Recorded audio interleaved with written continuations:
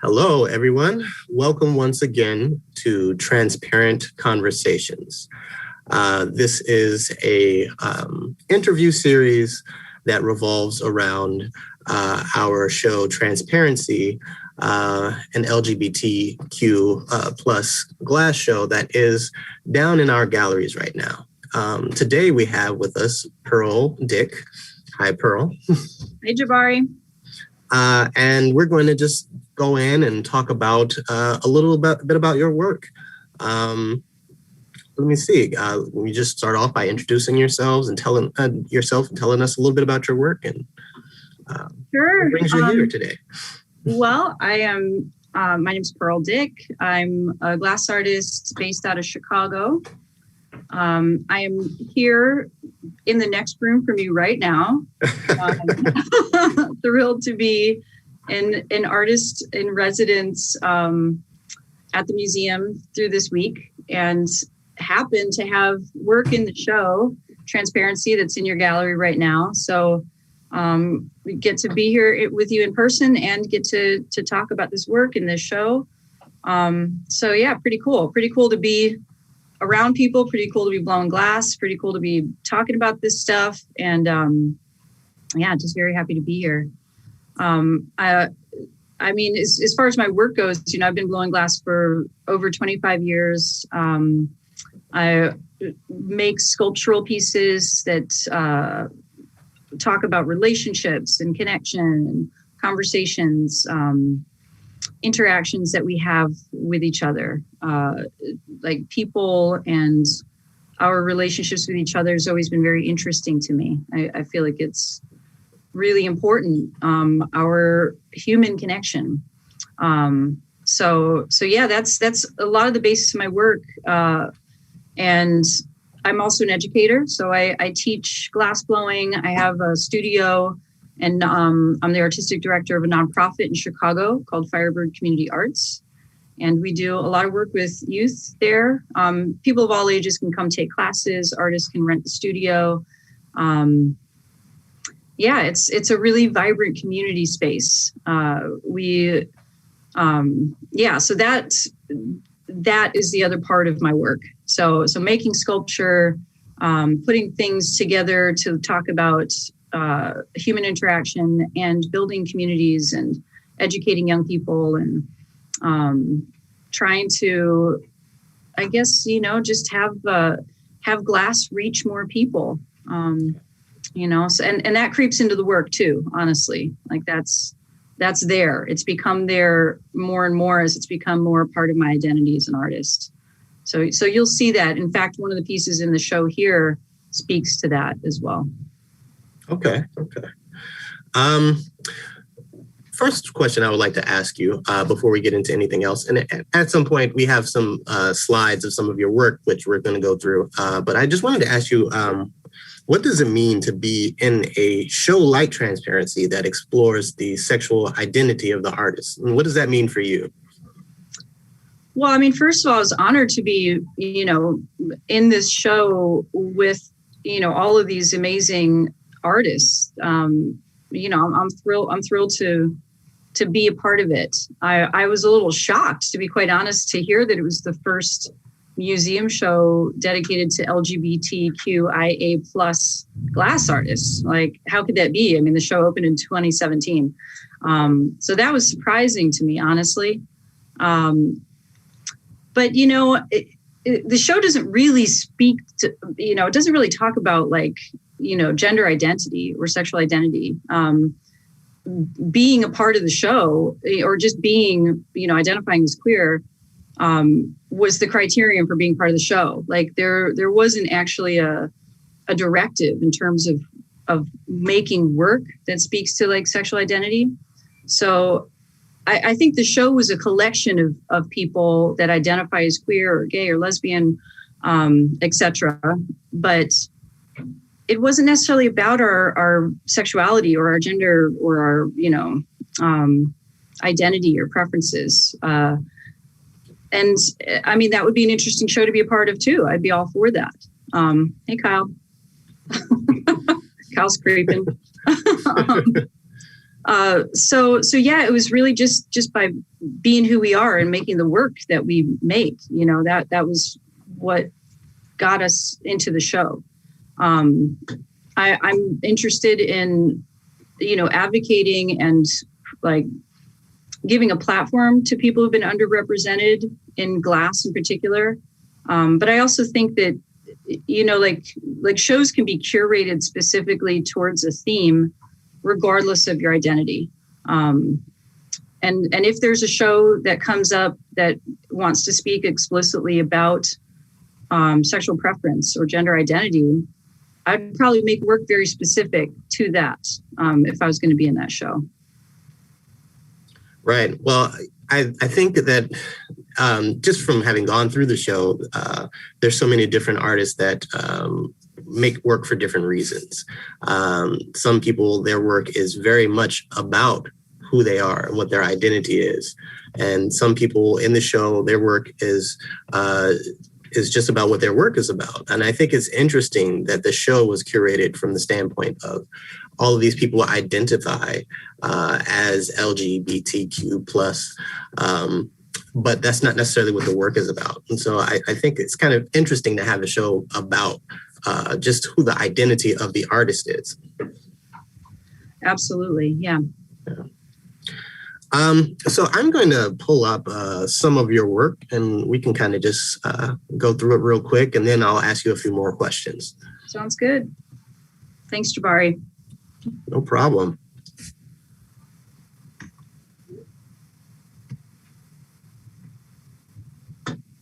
All right. Can you see where we are, Pearl? Yes, I can. Okay. So I guess, could you tell us a little bit about this work? Yeah. So this is a piece that was, it's part of a series called Bloom and Grow. And this is an example of one of those pieces that I started creating as kind of like a direct, directly inspired by my community work and work with young people. So I had students that I work with create the flowers that go onto the sculpted glass heads. Okay. And so they had this opportunity to create these pieces, and then we collaborated to put them all together. So I had a team of people making flowers and bringing them over and helping me to place them onto the heads. And that's really indicative of the energy in our studio. It's very collaborative, very inclusive, so everybody, even if they've never sculpted a flower or they were not sculptors or were new to glass, could make something to go onto this piece. And the piece really is like, for me, it's about growth. It's about beauty. It's about influence. So not just my influence on my students, but, their influence on me and how we grow and thrive because of that community and that influence. Okay. We have a few questions and comments in the comment section. First of all, James Geisen wants to say, how do you look so good after being in the hot shop for 2 hours? Hi, James. Yeah, I got whisked away by Jabari like 10 minutes ago to I literally was putting the finishing touches on a piece that I was making down there, which James was also watching on the live stream at the Museum of Glass, to come in and have this conversation with y'all. So I feel like I'm sweaty, but thanks, James, for saying I look okay. There was no hair and makeup, just FYI. Just raced up here. And Tim Tate says, Pearl has a great community outreach. I wish I had learned under her. So that's really high praise from him. That's absolutely high. The feeling is mutual, Tim. I wish that I've had the opportunity to learn and work with you more directly too. Thank you. Tim's also got a great community of people. I know he has folks working with him all the time, making his work and collaborating with him. And I know that he's been a huge influence and has been a pioneer. I mean, there should be, the first ever museum show of LGBTQIA plus glass artists should have been just Tim Tate, in my opinion. Indeed. Props to all the other artists in that show, but I mean, he's really a pioneer in the glass field, being openly gay when he was. Yeah, we had such a great conversation last week. His conversation was last week. That's right. It got moved around. Indeed. Yeah, awesome. So was this some of the same in that same series as the last one? Yes, this is part of the Bloom and Grow series also. And I mean, this one, I think more directly and explicitly speaks to it's almost like this mama bear head and her little flock. So, like I said, I do like to explore relationships and community in my work. And so the Bloom and Grow idea is embodied in this, but then also, taking individual pieces and arranging them, to depict in this case, I mean, you can really see like a mom or a school teacher or some sort of mentor, who's got his or her or their young acolytes kind of grouped around in this protected way. This is a piece, I believe it's called Closer, but it's shows an intimate and a loving connection between individuals, with the smaller head kind of nestled. I mean, I think that's, we've all we've all nestled into the crook of somebody's neck and felt comforted in that way. So that's what this piece speaks to. If you haven't, I recommend it. It's comforting. I would have to agree with you on that.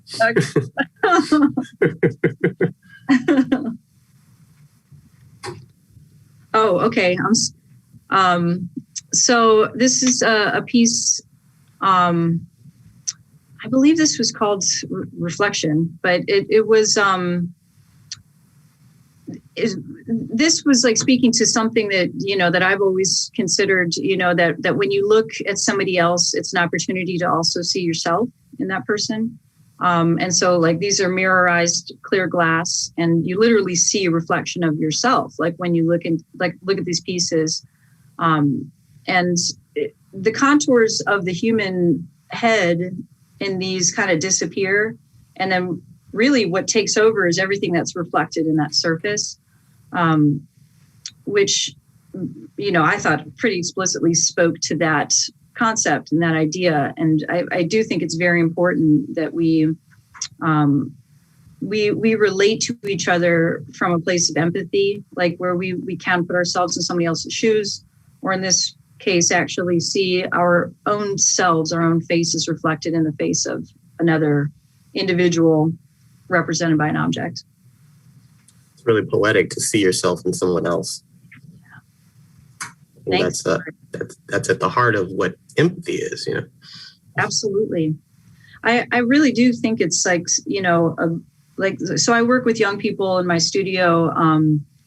We've got a program called Project Fire, which Fire stands for Fearless Initiative for Recovery and Empowerment.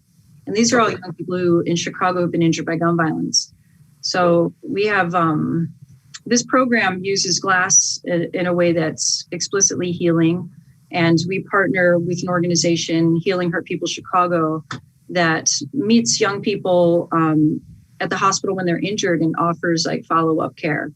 And glass blowing is one of the options that they have. So they can come get a job with us blowing glass. It's paid. And also it's combined with trauma therapy and group sessions. So we'll do 3 hours in the glass shop, for example, and then 1 hour of group sessions. It's facilitated by youth who've been trained in a trauma-informed approach, as well as clinical psychologists, social workers.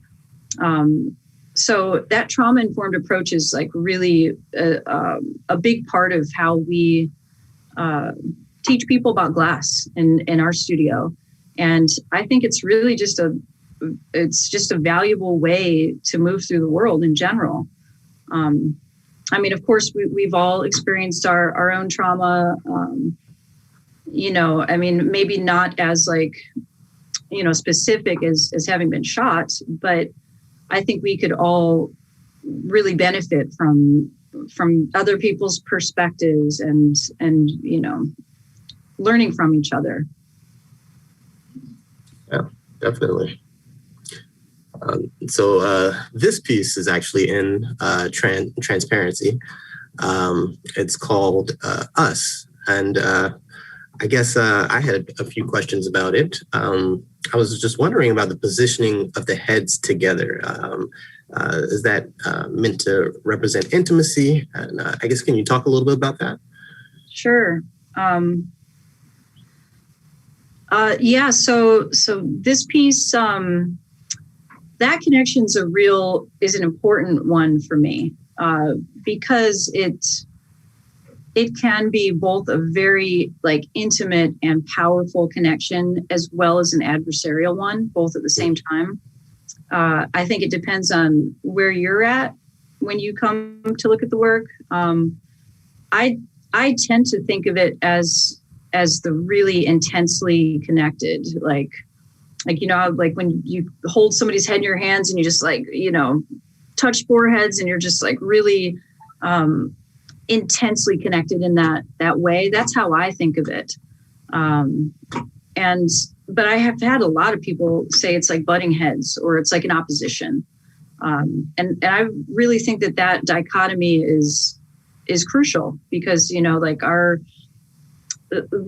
those two things can exist at the same time with somebody you love. I made this piece, thinking of that in a relationship, how you have that, you have both, you have intimate connection, but you also have, you've got times when you're opposed, and they're both valuable and important in relationships. So that's really what that piece is about. So just looking at all of your pieces that we've gone through so far, I don't think that I've been necessarily able to identify a gender with the pieces. Are they meant to not be gendered? Is that part of it? Absolutely. Yeah, as well as they're not meant to be they're not meant to be a specific gender. They're not meant to be a specific race. Okay. I know these pieces that are on the screen right now, or did I jump into your next question? But we'll address them both, because they're meant to be, they're meant to represent humanity, not an individual. Not I feel I'm very supportive of gender fluidity. And so I don't try to make them specifically male or female. I want them to speak to universally to everybody, regardless of what their gender identity is. So I don't put hair on them. I don't put, very masculine or very feminine features on them. I don't want to steer people towards a type of a gendered relationship. Right. I want them to see it as a relationship between two human individuals. And in the same way, in terms of a racial identity, I very rarely, unless there's a specific project that has a reason for putting any kind of distinguishing racial characteristics in, I don't necessarily want them to explicitly speak to a racial identity either. People have inferred that in this work, because they know I work a lot with young Black men and women, and Black and brown people are in my studio, and they assume when they see a Black piece and a white piece together that I'm referring to Black people and white people. But I'm okay with that if that's what somebody wants to see in the work and they want to think about that relationship in that way. Maybe that's something that they need to explore or want to explore or want to make a reality in the world. And I'm more power to them. But that's not my intention when I make the pieces. The colors are specific in terms of that they're opposites, but no reference to light and all of its connotation and dark and all of its connotation. I want to steer clear of all of these kind of pre-described attributes, that I think are problematic, the fact that somebody sees something light and they think, that's positive and dark is something evil.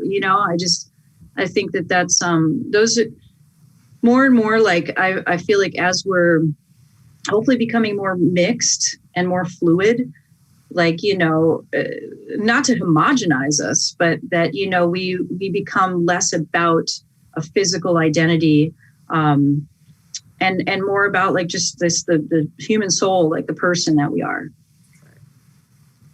Yeah, I think. Did I just take all your next 3 questions, Jabari, in that one answer?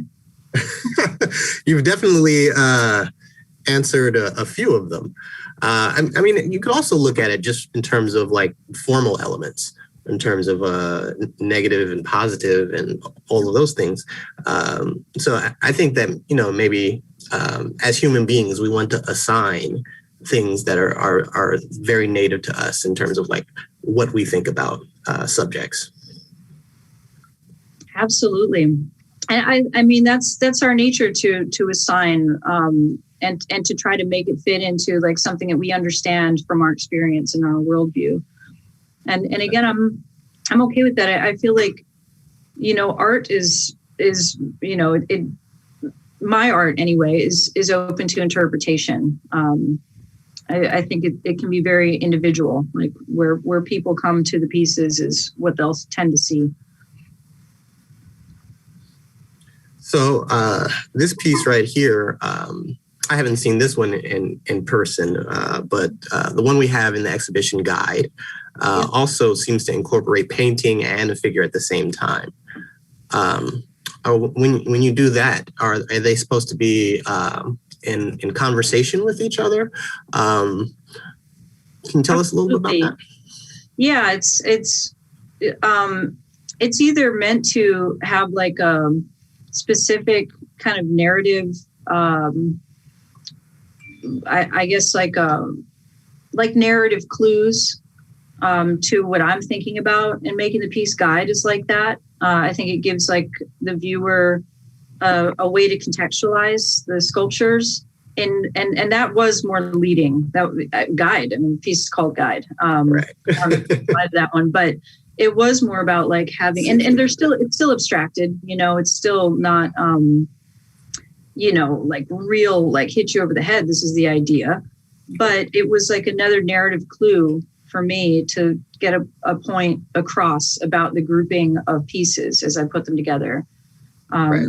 Typically when I would combine, so I'm a painter too. Like I've always painted in my life. That's really was my first love as far as art mediums go. And it's so different from glass in terms of the process. Glass is it's very collaborative. It's very public. You always need to do it in a facility, and you generally need other people around you. It feeds that part of me that loves having community and involving community in my work. The painting for me has always been very much more insular. So, the process itself, like I can be home alone and working on a painting, and it doesn't need to be resolved quickly. Glass is such an immediacy. Like you gotta, start and an end point, like pretty literal start and end point. But with paintings, go on for, like indefinitely. I mean, I've had paintings up on my wall that I've, finished 15 years ago, and I'll look at it for long enough and I'll be like, sometimes I'll take them down and start painting on them again. So it has this like quality of more introspection in my mind and for my process. And so I enjoy the paintings. I'll either include them with glass sculptures for like either to invoke a mood. Like this one was about solitude. Like this piece was about like being in your own head and happy about it. And that's something I don't get a lot of time to do, running a public access studio and teaching a bunch of young people and working in a glass shop and, for my other big part of my work. So, the background painting in this piece was meant to show that kind of insular quality that I really treasure, honestly, when I get it. And I guess this brings me to my next question was, what role does abstraction play in your work? The figures are slightly abstracted, and the paint is definitely going more towards abstraction, how does that play into what you're trying to bring across? You know, I mean, I guess it's like, I don't know if I would call my work necessarily abstract. You know, it's not formally abstract. It's Right. not literal. It's not representational, which that's also what I really love to do. Was like, I love to like look at photographs and like make them, sorry, I thought I put that on silent. That's okay. I used to do like all of these exercises about abstraction and realism. My work now is away from all that formalism. It's usually just because what I'm making is just an expression of how I feel. It's an expression of emotion. And if I want to make an exact replica of something, like I can do that. Sometimes I like to do that. But for the most part, I just like to keep it kind of fluid. So that's where you get that kind of abstract look. And as far as the heads go, I spoke to it a little bit before in terms of wanting them to remain like universal. So that's why it's more about like emotion in the moment rather than like an explicit like look or detail that I strive for in those pieces. Does that answer your question, Jabari? I think it does. Yeah. Okay. Great. I think we had some more questions. I have a question from Nick Douglas.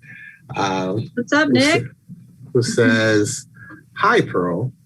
What actions can our institution, unfortunately in the early stages of actively working towards inclusivity, take to seek out and encourage LGBTQ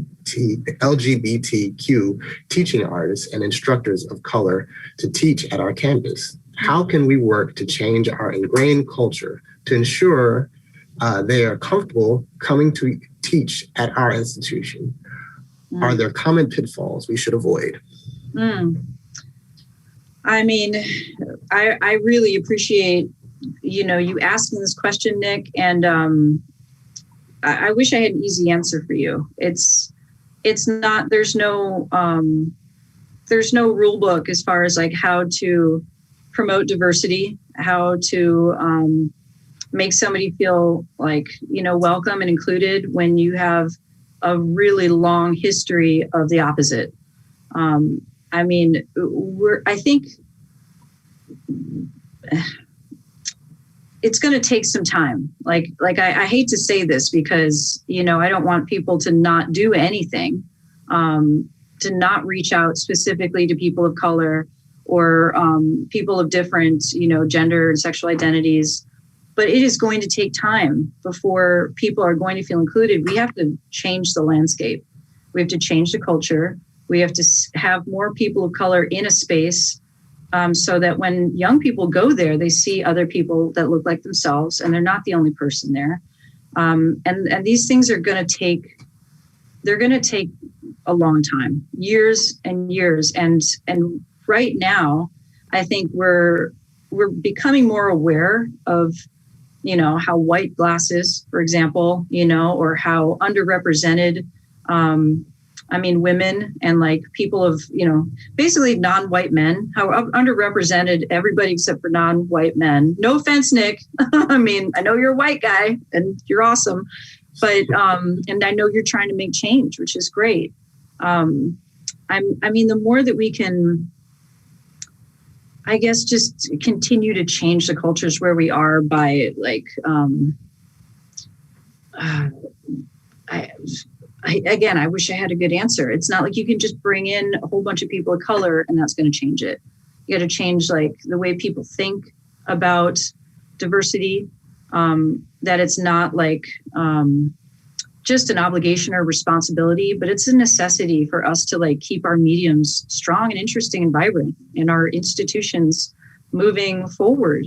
These voices that have not been represented for so long are interesting voices, and there's a lot to be said and learned.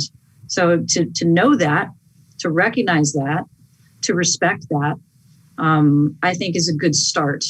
In the meantime, there are a bunch of organizations that have the trust of young people. And Nick, like you know, the Peace Builders Camp that you guys, your glass studio facilitated, that we got to go and hang out at. You know that there are organizations like mine all over the place that are working with young people. And that's, I think, how we're going to change the landscape, is like we get people trained up so that there's just more of them to fill these jobs. And you know, then we'll start there, you know, like support your local organizations if that do that work, that have the trust of young people, that know how to like work with them and get them involved in your organization. You know, like I know your new job where you're at, you know, we were trying to get some folks there for a class on scholarship. It's rough though. It's rough to send one Black kid to a rural Southern craft school and, you know, have him or her feel included, even if you're the nicest, most understanding person in the world. We need to send a group. Like we need a cohort of 5 or 10 young people to go, and their mentors. And we come and you welcome us in all of our glory as a group, not just one scholarship. So that's something. I liked what you were saying earlier about, providing the young people who had been involved in gun violence with a paid internship that kind of takes away that barrier, that financial barrier, and actually helps to provide some money. And so I think stuff like that kind of like helps to move towards equity. I want to be respectful of your time, Pearl. And just to ask you, would you mind one more question or 2 more questions? Or, you know, if we can wrap up soon, let me know what would work best for you. Yeah, let's, speaking of, I've got a young person at the Newark airport right now trying to get to a craft school. And so that's why I keep looking down at my phone. We're trying to work this out. So how about this? Let's do one more question. Then I'm going to hit it before I go back into the hot shop and make some stuff. Okay. Make it a good one, though. Make it like a real juicy one.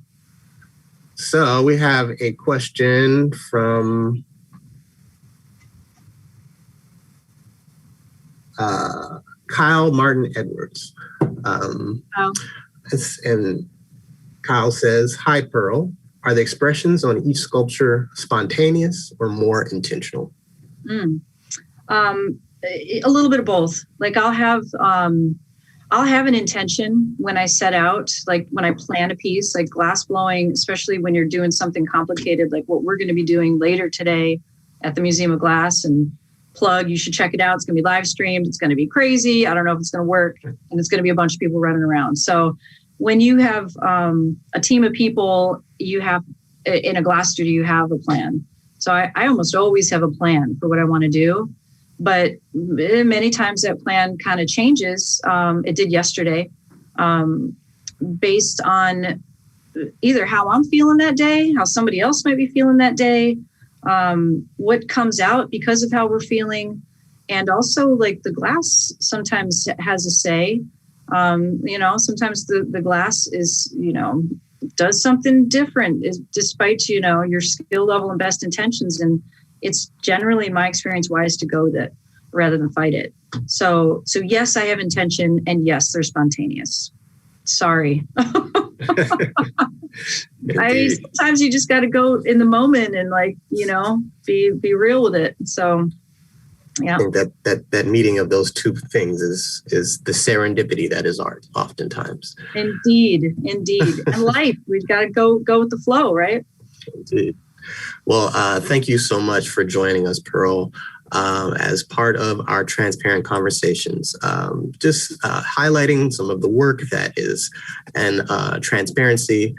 This show was originally at the National Liberty Museum and was curated by Megan Call. And this has just enabled us to have these conversations like this that get into ideas about equity and also get into ideas about identity, but also formal elements of art. And so I think just being able to have all those conversations at once is a great thing.